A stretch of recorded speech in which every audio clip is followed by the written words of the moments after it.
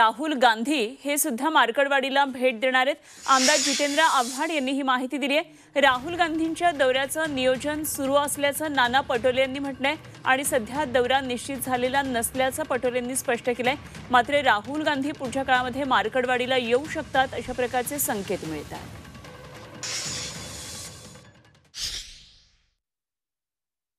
लोकशाही वाचवण्यासाठी पुढचं पाऊल असेल, कारण का पवार साहेब उद्या जात आहेत, त्याच्यानंतर राहुल गांधी येत आहेत आणि महाराष्ट्राच्या जनता मनावर येईल आणि हे सर्वकडे जर पसरलं तर आपल्याला अडचण होईल। म्हणून सरकार हे प्रकरण दाबू इच्छित आहे। तिथे अटक सत्र सुरू झालं आहे, पण आम्ही मार्कडवाडीच्या लोकांना ग्वाही देतो की आम्ही सगळे आमदार जेवढी ताकद आमच्याकडे तेवढी ताकद लावून मार्कडवाडीच्या लोकांनी जो लोकशाही वाचवण्याकरता पुढाकार घेतला होता आम्ही त्यांच्याबरोबर आहोत।